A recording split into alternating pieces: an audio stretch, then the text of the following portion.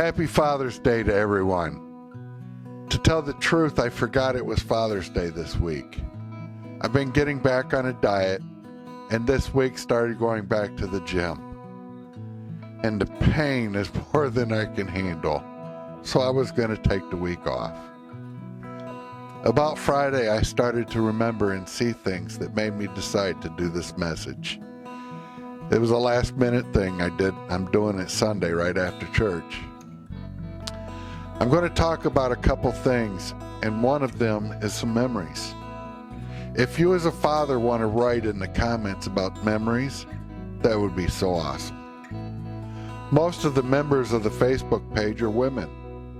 So if you want to write about memories of the fathers in your lives, either those of your own or your children, please feel free to do so also.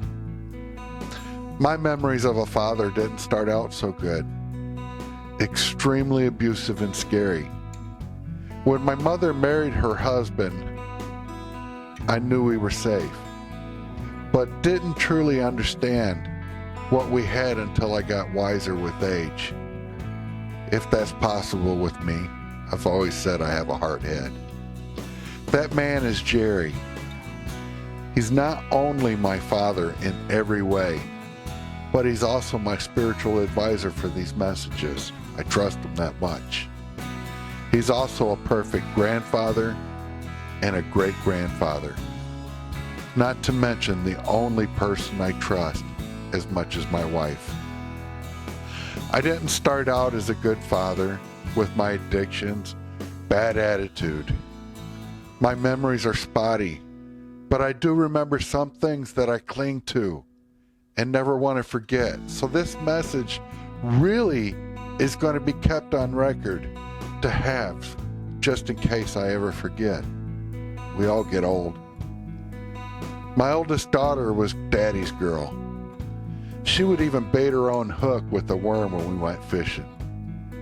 My favorite memory of her is when she was about 6 years old, I think, and we went fishing, but I only brought 2 poles.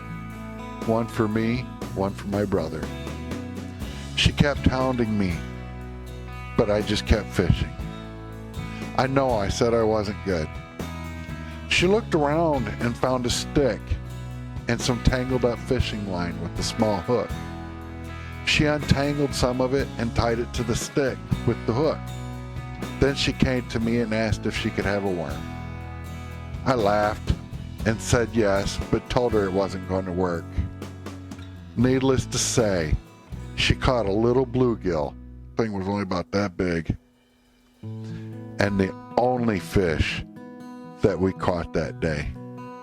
The smile on her face was priceless.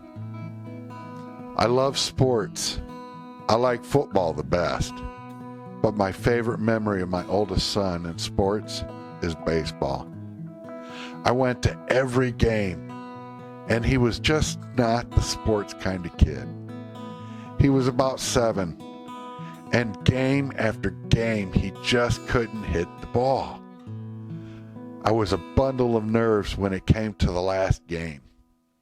He went up for what was going to be the last at-bat for the season. A couple pitches went by him. Then I heard it. The ding of his bat as the ball went between the first and second baseman. He just stood there. His mom and I started to yell, "Run!" And he finally did. And he made it to first base. I was so proud. That was so cool. It's just an awesome memory. My middle son and I have not been around each other for most of his life. My memory of him is when I got the letter to come in for a paternity test. I walked into the place to take the test, and he was already a year old. I'd never even seen him. When I saw his mother, then looked at him, I knew. I didn't need a paternity test. I was looking at a little me, but that's not a joke. I'll never forget that he was playing, and as soon as he looked at me, he started staring in my eyes like, I know who you are. We've recently gotten closer, and I'm excited to say today, on Father's Day, he told me that my new grandkid is going to be a boy. I'm so excited for the both of them and can't think of a better Father's Day gift than what he just gave me. It was so cool. Now my youngest son. I think I've talked about him a few times in some of the other messages, but I get lost sometimes because he's almost exactly like me in every way. Not every way, but pretty close. It's hard to pick a favorite memory. He makes me so angry a lot, but also so proud at the same time. I see everything in him as though I get to relive my life because he's so much like me. He has such a big heart and tries to help everyone that he can. Sorry. He definitely has my anger, but has stayed away from the bad things that I got into so far. If I had to pick a favorite thing about him, it would be a smile. From a youngster till now, he has the ability to make everyone laugh.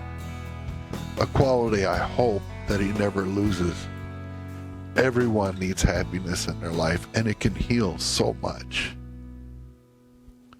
Except for my middle son, I saw the others the second that they came into this world. At the time, I may not have understood the impact on my life or their impact on the world, but it's big. Just as big as every one of you fathers out there with children.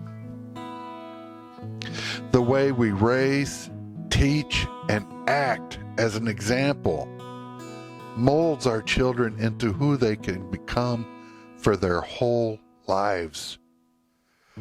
Some men aren't meant to be fathers. Some fell and are getting back up. I did, and I'm lucky I have children and a wife that never gave up on me. Mothers, even if you have moved on or not, don't count out the father if they have really changed. To finish up, there's a list of priorities in my life that I hope you share. Number one on that list of priorities is God is always first. I'm not first in my life. Look where that got me in the past. A lot of trouble. I'm not even second. That's my wife and kids, number two, and everything else. When you put God first, everything else falls into the right order. God will take care of you and your life if you stop fighting him. I saw a shirt today at church from a friend. I believe it was a saying from an old-time pro wrestler. It said, "The man, the myth, the legend." Every father's a man. That doesn't mean anything special. Are you a myth? The kind of father every child dreams they had? That sure as heck ain't special. Or are you a legend? When you're gone, your children, grandchildren, and family miss you because you put everything you had into being a great father. So, I love y'all.